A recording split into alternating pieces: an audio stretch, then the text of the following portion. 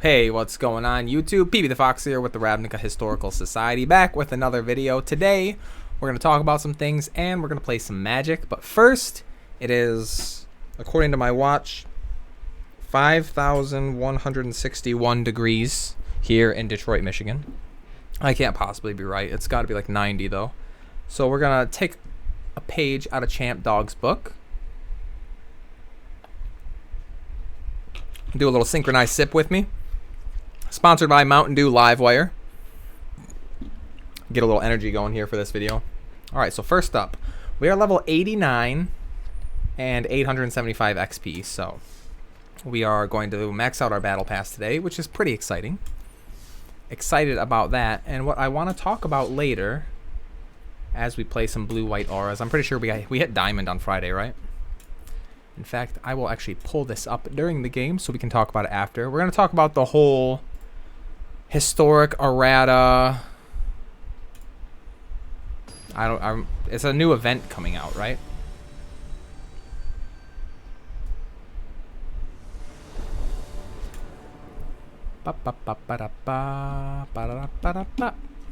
Opinions on errata in historic was a thread on YouTube. This hand is on the draw. I'll try it. It's not completely dead. Other than that Spell Pierce and this thing. We'll see. We'll see. Doggy doggy go. I think a new event is coming out in Historic where they're errataing certain cards. Oh, that's the other thing I meant to look up. Was, okay, Elves. If we're going up against Elves, we can safely run out this Spirit Dancer, but unfortunately, can't attack with the Puppy Dog. Yeah. Okay, so we'll look at the cards that are going to be errated. We'll talk.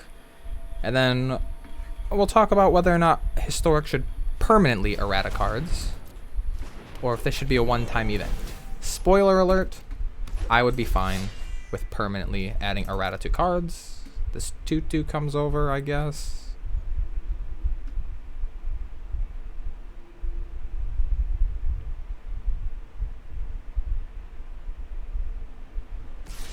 There it is. Alright, drawing this other Spell Pierce was pretty horrible for us. Pretty horrible. That's also the last thing we wanted to draw. Okay. Sort of getting screwed over here.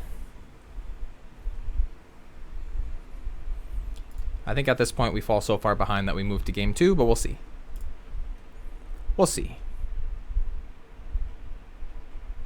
Yeah.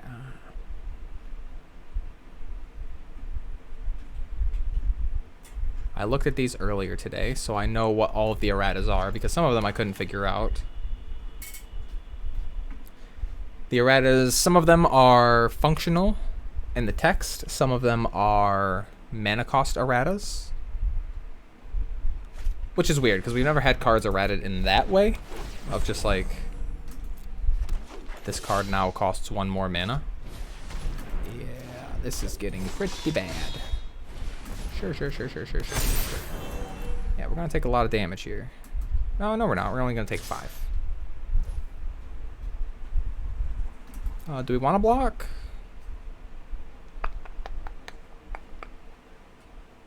No, not yet. Not yet. Alright, let's draw a blue source. Okay, we can concede. Triple Plains hand was not very good this time. That's okay.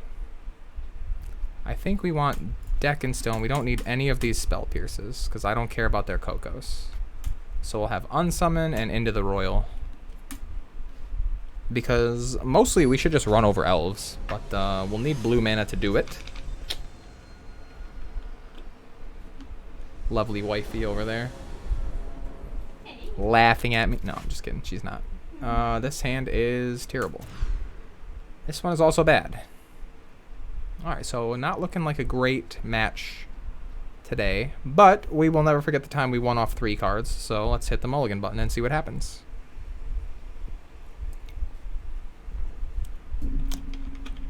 Was that match against Elves? I can't remember. Oh, that's a keeper. Opponent mulligan to 6.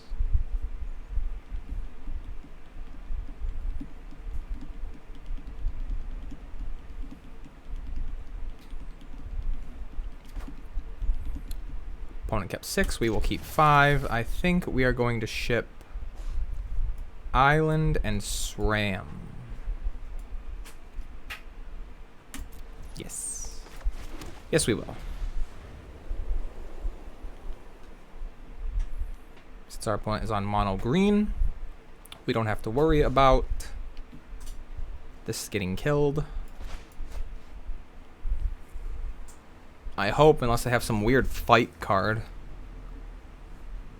I guess that could happen, but I don't think Elves brings a lot of hate for Auras. Because Auras is already kind of a fringe deck. Elves even more so. I feel like I have a hair stuck to the side of my face. Something is fuzzing me out here. I don't know if it's one of my hairs dancing against my skin, or if it's a cat hair stuck into the much sweat on me. Yikes. Alright, opponent going super fast, but that land makes next turn very good for us. We will be attacking for 6 life linking, 2 card drawing damage. Doesn't get a whole lot better than that. Oh, our opponent's on black. I forgot that we can just lose to Fatal Push. But we're not gonna. Don't care. Let's see, we go Staggering Insight. And Curiob. Curiob. There we go. Next turn, we'll be attacking with a Vigilant Thing. Pretty great. Sure, whatever. That's fine. You lose an elf, we gain 6 life. I'm okay with that exchange. And we keep it moving right along. Do you think our opponent brought in a removal spell? Thought sees me. Oh, that sucks.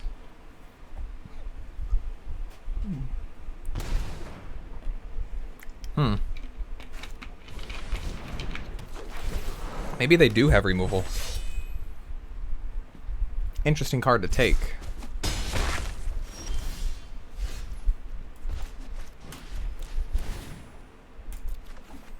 Pretty good card to draw. Mwah. And back to work she goes. We attack for 9. A token blocks it. We gain 9 life. And we end the turn. Selfless Savior, pretty good here.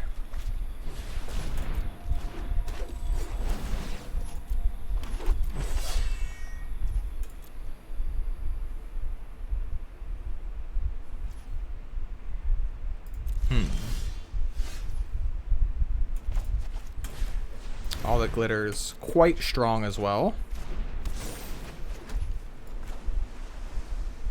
I guess, right? Why not? We'll just gain some more life.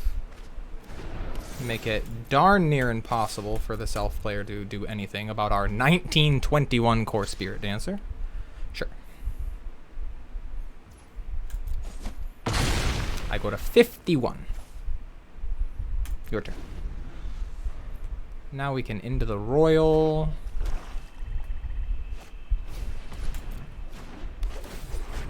Doink. Sure.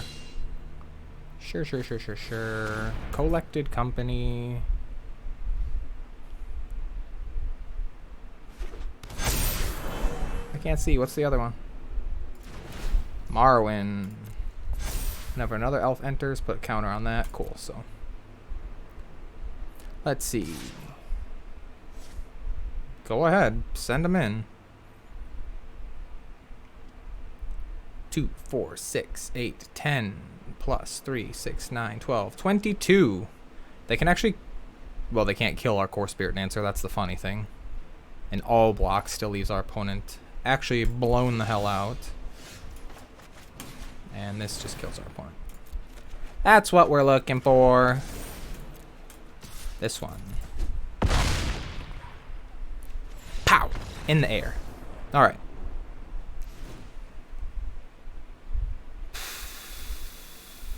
I still don't think I want any of this removal. On the draw, I think Heliod's Punishment. Does that seem okay? Just to stop like some random crap like War Master. I wouldn't mind throwing it on. Archdruid would be a big one. I think I want it. I think I want it over one SRAM. Not a SRAM. An Adonto Vanguard. That seems okay. Opponent can't kill our creatures anyway, so... I think I'd rather be able to just not die to a huge onslaught of elves. Maybe we'll get a keepable 7 this time. Nope. Not for us.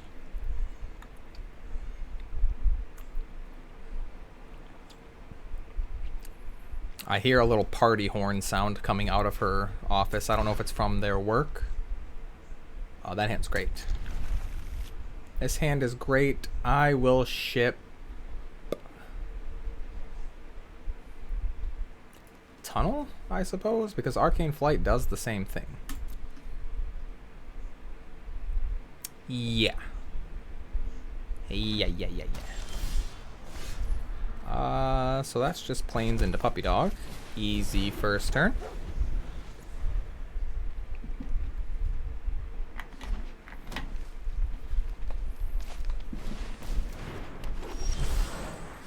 Weird. We go blue into SRAM. Your turn, opponent. Do we attack into this? I think we do. I think I'm always willing to trade that. I don't think my opponent brings in Fatal Pushes. I need to look up some Elves lists and see what the black is for, though. The Thoughtseize is like... It's okay. Sure, Collected Company. That's a good card. Ooh! The question of the day...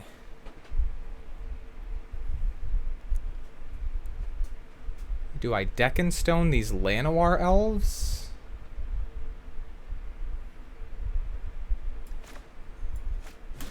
That's a really appealing play.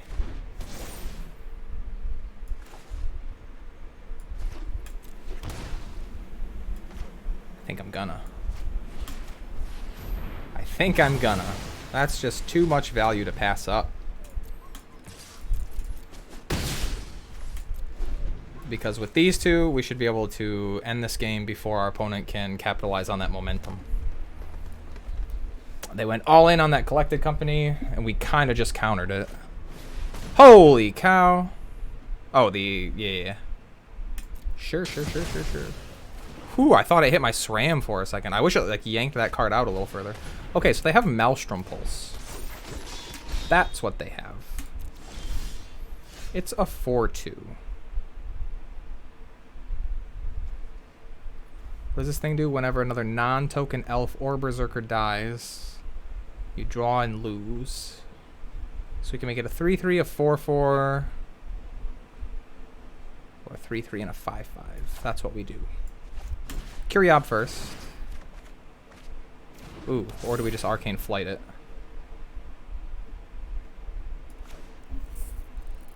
Yeah. Maybe we'll draw Vigilance. That's pretty good too.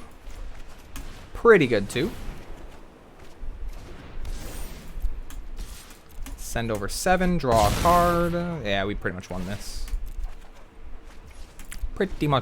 Game.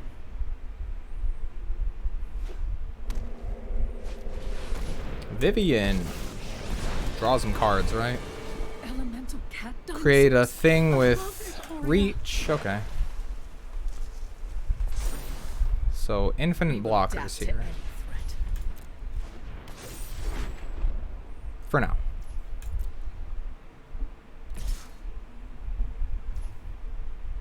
Yeah, I take 4. That's fine. My turn. We play Sentinel's Eyes. Draw a card. Staggering Insight. Draw a card. Glacial Fortress and Curious Obsession on the Puppy Dog. I don't know about that. Yeah, Curious Obsession on the Puppy Dog. Pretty good. That comes to kill you. That comes to kill her. Do you want to block with that Allosaurus Shepherd? Probably will. Right? That has to block there. That can block. No problem. No problem at all. Loses one, draws a card. Puppy Dog 2, go. We're at 26 life. Just need to draw one aura and we'll be in good shape. We can get away with not drawing an aura, but I'd rather just draw the aura. Sure. Diversity is our greatest strength. So those clues are coming back to bite me in the ass. Sure. But the clues, I think, also just helped us get into this position. That's fine. Draw a card. Let's hit an aura, let's hit an aura, let's hit an aura, let's go. We kind of saw that coming, right? Kind of saw that coming.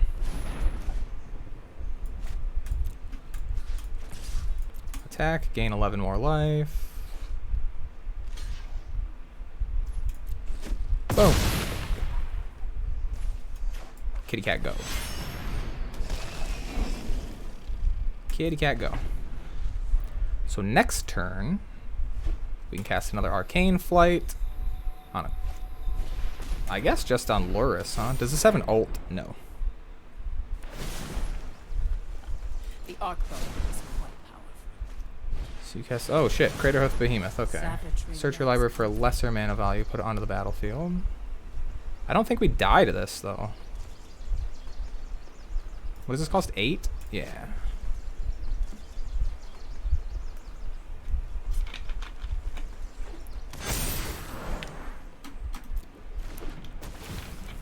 My friend, I don't think we die to this. Nah, maybe we do. We do die to this. No, do they all trample? They all trample. That's right.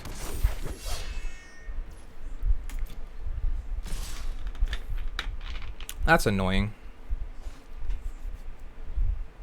There's no way out of this, right?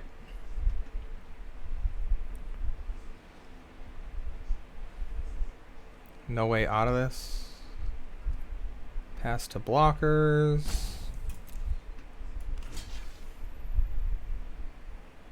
We block this, so we take. No, we live. We live. We live.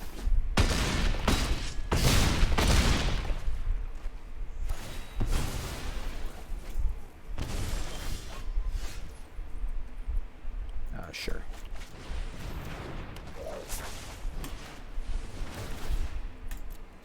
Cool. We live.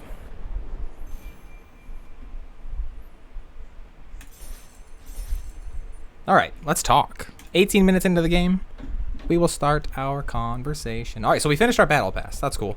I gotta say, this mastery pass, whatever, was much better. What do we get? Blot out the sky. Hopefully that's playable in standard, right? Hopefully that's playable in standard, because I think we have 4 of them now. 3, still. Excited for new standard. Okay. Excuse me. Let's switch over. Okay, so, blah, blah, blah, blah, blah. We're going to talk about Errata. The Errata's coming up. We'll go over these real quick. Agent of Treachery was basically changed so that instead of just entering the battlefield and stealing something, you had to cast it from your hand, which makes this thing, like, basically useless. No more sneaking this in with Luca or whatever and blinking it and just doing absurd stuff. No more Yorion with this. So, Agent of Treachery goes from insanely busted to pretty much unplayable. Field of the Dead was errated to make the zombies tapped rather than untapped. I know that the big problem with Field of the Dead was that aggro decks couldn't do anything because the Field of the Dead decks could just get lands into play on their opponent's turn and then block with the zombies. So or like even just being able to play lands on your own turn and being able to block with the zombies made it impossible to die. So having the zombies come in tapped does temper the Field of the Dead effectiveness against aggro decks. Unfortunately, aggro isn't really a thing in Historic right now, so we'll see. This is definitely still a very playable card, especially in like mid-range matchups and against control decks. You don't really care if your zombies come in tapped. Like, whatever, you'll just wait a turn and then attack with your zombies. So I think the Field of the Dead one is pretty good. If it had just been printed as tapped, this might have been like a much more fair, equitable card. Fires of Invention is the same, it just costs 1 more mana. An extra red, right? I think it was 3 in a single red. So having it cost 5, I don't know, probably okay because of like the other changes in the format. We'll see what people can do with this. I'm hesitant to say that's enough, but maybe. Nexus of Fate just exiles itself. No putting itself on top of your library or the bottom or whatever the hell it did before. Just 7 mana, instant speed, take an extra turn, exile it. That's probably sort of okay. I still hate this, but at least it exiles itself. Oko, big changes to Oko. Still the same mana cost, still the same starting loyalty. Plus is 1 to create a food. It used to be plus 2. This used to be a plus 1 to do that. Now it's a minus 2 to turn something into an elk, which makes way more sense. And then the ult is the same. So that's real good changes to Oko. I think Oko goes from being the most broken planeswalker in a long time to this version is like okay. I don't think every deck is just going to jam Oko into it because plus 1 to make a food token in blue-green is like, I don't know if like the sacrifice decks or the food decks really want to splash blue. Maybe? Probably not. Minus 2 to elk your opponent's thing is a much heavier cost. Like, it was absurd that you could elk something and then the elk couldn't kill Oko. That was crazy. So yeah, this is much safer and probably like not even exciting for people to play with anymore. Omnath. What was the change here? Oh yeah, when it enters the battlefield, you scry 1 instead of drawing a card. So at least it doesn't straight up replace itself when you cast it. 4-color Omnath pile probably still playable because the landfall abilities are not bad, right? Gaining 4 life against the aggro deck is fine. And then adding the mana, we'll see. Like, the mana was broken because of the other stuff you could do with it. And then the third time, dealing 4 damage to each opponent in Planeswalker. We'll see. This is more fair. A lot more fair. A lot less exciting, right? Like, the original Omnath was just absurd. So this one is probably how the card should have read originally. It's just scrying 1. Or literally anything besides drawing a card to replace it. I really like this Errata on Once Upon a Time. If this is the first spell you've cast, you may pay 1 colorless rather than this spell's mana cost, which is super good because the whole thing this card was supposed to do was get you what you need, specifically get you out of mana screw. So making it the 1 generic mana instead of costing the 1 green means that you can hit the color you're cut off of. It doesn't force you to hit the green spell to be able to cast Once Upon a Time for the alternate cost. So I think this is way safer and a much more elegant design than the original card. Like, really good fix on this one. I'm really happy with that. Teferi reads the exact same, I'm pretty sure, right? Until +1, -3, return it. Yeah. Reads the exact same, just costs 4 instead of 3. Probably more fair. This is still just like the most aggravating line of text on a Magic card in recent memory.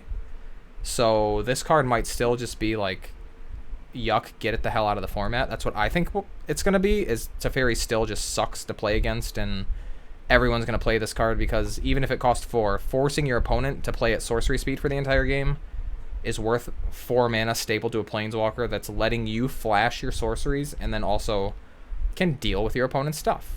I'm pretty sure I own 4 Teferis, right? So, DFER. Boom, boom, boom, boom. Yeah, we've got a set of Time Ravelers, so we'll be jamming that in our decks for sure. Uro. Yeah, so Uro does the same thing, except it doesn't let you sneak the land into play. Same mana cost, same power and toughness, same escape cost, 5 other cards. Just when it enters, gain 3 and draw a card, but you cannot put the land onto the battlefield. A little bit mellowed out, but still very good. I think Uro piles are a much more attractive thing to build around with this card back in the format. The fact that it was a ramp spell and a life gain spell was real dumb. It's still like gain 3, draw a card for this cost is like okay, and then having that, I think this card is, it's like more fair, but it's definitely still,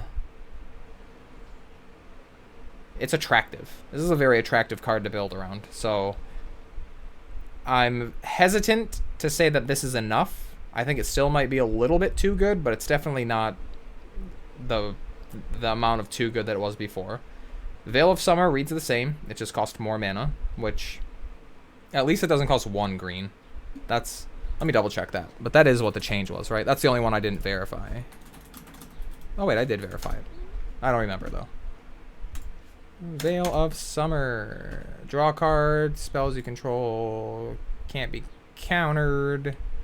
You and permanents you control gain hexproof from blue and black. Yeah, so just instead of 1 green, it's now going to cost a green and a color, or a generic.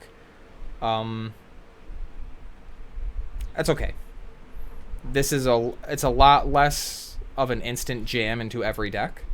So making it more of like a pseudo memory lapse / negate in green. I mean, I still hate that, just like green shouldn't have this.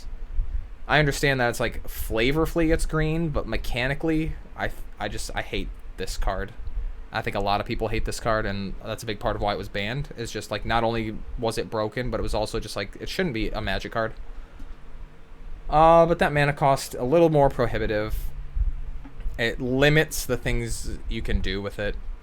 We'll see if it ends up still being good enough to just push black out of the format. Definitely not blue. Is it going to be enough to like make the Jeskai decks not as good? We'll see. We'll see.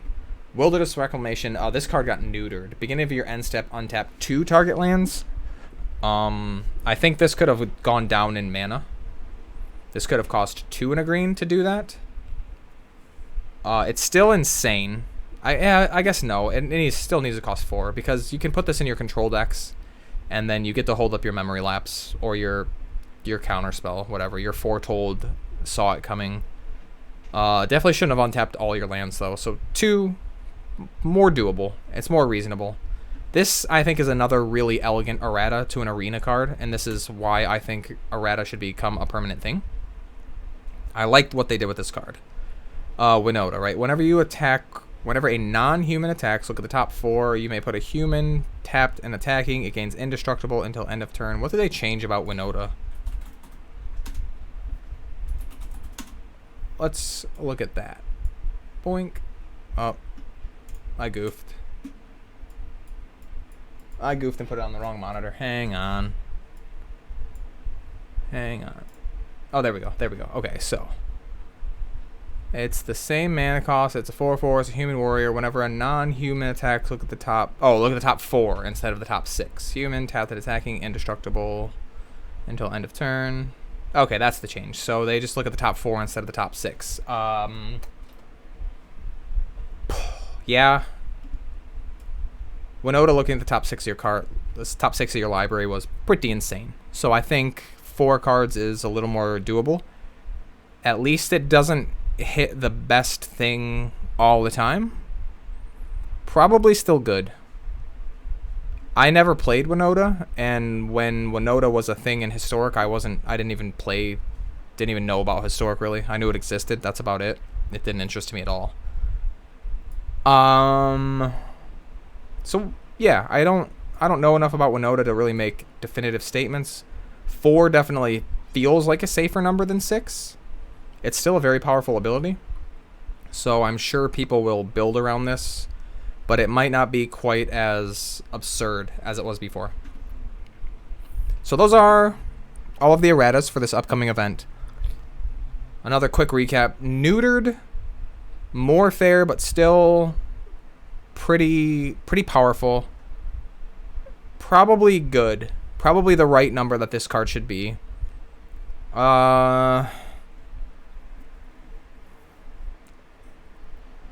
This doesn't work in the old Nexus of Fate shells, but I hate the idea of instant extra turn spells, so still suspicious, but probably okay. Fixed like almost to the point of I can't even think of what deck would want this at these rates. It seems much more like a standard card than a historic card with these numbers. This thing, reasonable, but still, like, this combined with the Errata, I think makes it, like, safer and less attractive to cram these colors into your deck. We'll see. This one, very elegant. I think this is almost a perfect fix. This one, I don't think it's enough. I don't think 1 mana is going to be enough, and this is still going to be a huge problem. Just, this static ability is a no-no for me. I think this will still be the most broken card, and they'll have to errata it even more and just delete that. Maybe, like, I don't even know. This card probably just shouldn't be in the format, to be honest. Uro, pretty good fix for Uro. I think it's a lot more in line with what the card was originally supposed to be, and the fact that it doesn't ramp you, doesn't play well with Omnath, doesn't push you toward a Hydroid Crassus and toward a Nissa quicker is, like, it still kind of does that stuff, but just not at this blistering speed that it did before. So that's a pretty good fix. Still suspicious a little bit. Veil of Summer, probably good enough, but I hate the card and just don't think it should exist for different reasons than Teferi. This shouldn't exist because it's just fundamentally, like, takes away an aspect of the game that people expect to be there. Like, when you're building your deck, you don't think, what if I can't play instants? Like, that's what this card in the format forces you to do, and I hate that. This is more just like, it'll be in your sideboard, and sometimes you'll get blown out by it, but the mana cost will make it harder for your opponent to do something with the time that with the tempo that they create by playing this card, so might be okay, but I still don't like it. Wilderness Wreck, pretty good fix. Still, like, it couldn't have been 3 lands, and 1 land would make this unplayable, so 2 I think is the right number to try out. Good fix here, a very good fix here. Still potentially irritating, but we'll see. And then Winota, I think this is another pretty good fix. Still a little dangerous, not as dangerous as some of the other ones, but I like this is like an Uro level of good. As for making this permanent, I think that should be how Historic goes forward, because, like, the way Historic has been, and the pandemic, like, really skews any conversation talking about paper Magic is skewed by the fact that paper Magic has been shut down for the last year and a half almost. I think on one hand it would be cool if Historic became a paper format, but the problem with that is that Pioneer exists, and I don't think Historic and Pioneer can really exist side by side, because the majority of paper Magic is played at an LGS level. Like, yeah, we have Grand Prix and Star Cities, and well, Insight has been holding online events, but I think with basically the death of pro Magic, more online events like Insight are going to pick up, and something is going to supplement Star City, because I don't think Star City can just take over everything. Like, if they could have done that, they would have, but there's always been this thing where Star City has been an East Coast phenomenon, and I know they've done a couple events. I think they did like an LA, I know they did a Vegas. They've done some things on the West Coast, but like nowhere really west of like Minneapolis, I think. I'd have to look at a map, but like once you cross the Mississippi River, it was pretty hard to find SCG events. It's very much like an East Coast thing. And then I know Channel Fireball did events for a while where they were doing a lot of West Coast, what is it? Seattle, Washington, Oregon, California, some Nevada and Arizona. They tried to do West Coast stuff, but I don't think that panned out. I don't really know why. I didn't follow it too much. But I think if Star City could have expanded aggressively enough to like take over the physical tournament market, they would have. So I don't think this is just handing the keys over to SCG. I think what it's doing is giving SCG a little bit more room to breathe They're not going to have to worry about competing with as much pro Magic. I don't even know. Do we not even get Grand Prix anymore or Magic Fests? As long as they keep Magic Fests, that'll be pretty good. I don't really care about anything else.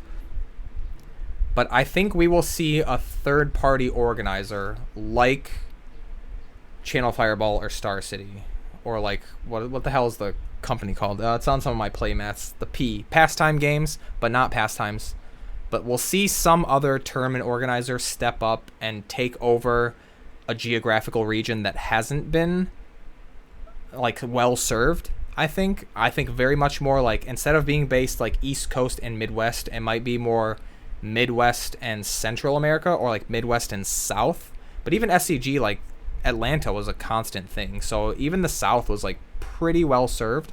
So I think there will be sort of like a Venn diagram where we have like Star City and this new company, and there's some people in like Indiana and Kentucky and Tennessee and maybe Ohio who get like the best deal because they're getting served by both companies. But I definitely think there's that room to get more physical events out there. And with all of this talking being said, because I really believe that because the paper Magic scene is about to come back over the next, it's going to take a while. It's still going to be probably not until the end of this year. But I think starting in 2022, we'll see a huge ramp up of physical events. And with that being the case, I don't think Pioneer and Historic can coexist as paper formats because they're way too similar.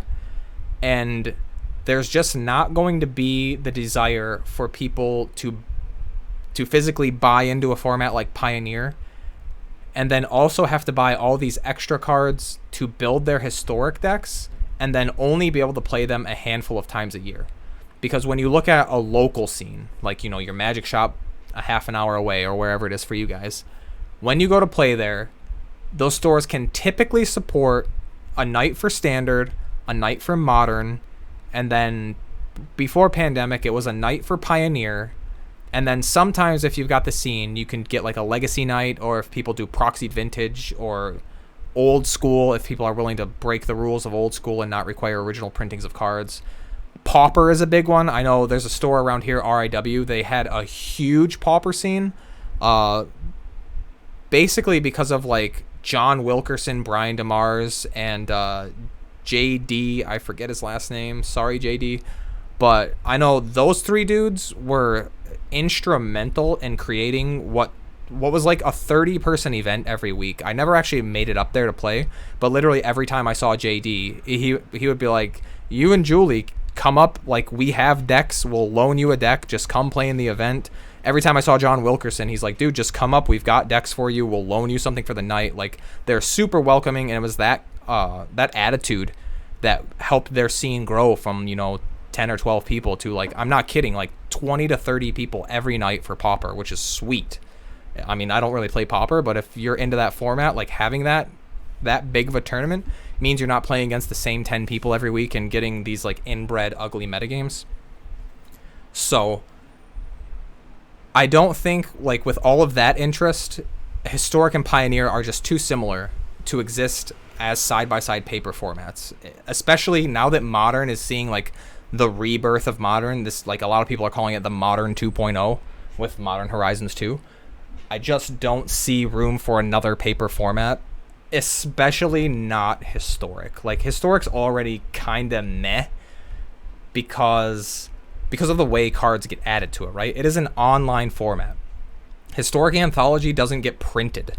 So if we have to worry about, oh, well, what if they want to add this card in Historic Anthology 10, but if they add it, they're adding a card that in paper is like $80 for a rare or a mythic or whatever the hell, I don't want there to have to be those kind of considerations. I like the fact that Historic is played on this client, on Arena.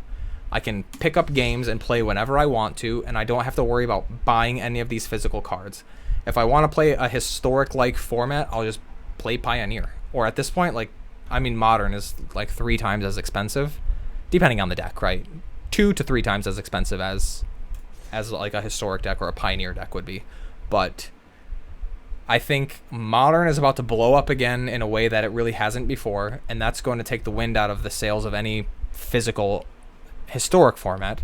So the best thing for Historic would just be to keep it on the client, and by keeping it a strictly online format, I think Errata is a great way to deal with the busted cards that can't be fixed in Standard, can't be fixed in Pioneer, can't be fixed in Modern, even though they don't tend to break in Modern as much.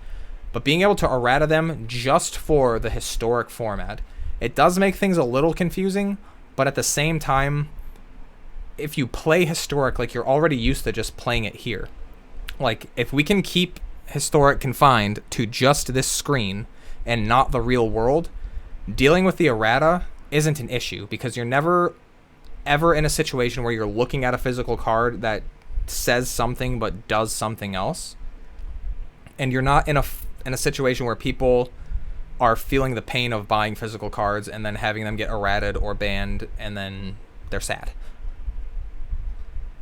So that's why I think, anyway, Errata is a great idea. It's the solution that Historic needs. It's something that keeps Historic a unique format with an identity that's not just online Pioneer with different cards. And being able to bring that sense of like difference into the format, I think makes it appealing to people in a way, like it's appealing to a group of players who otherwise just wouldn't be interested in Historic. So that's my thoughts on it. Let me know in the comments what you all think about the Errata idea. Do you think it's good? Do you think you don't want to see Errata permanently in Historic? Of course I do. This has been a super long rant. I love ranting about Magic. But that's going to wrap it up. I know the video is getting a little bit long. I'm getting super hot, so I'm excited to take off my shirt and start editing before I sweat any more into the back of my chair. So as always, I've loved you all. Thank you so much for watching. We'll be back tomorrow with another video. I hope everyone had a great weekend. As always, I've been PB the Fox with the Ravnica Historical Society. You've all been awesome and hopefully not as hot as me, and we'll see you back tomorrow. Take care, everyone.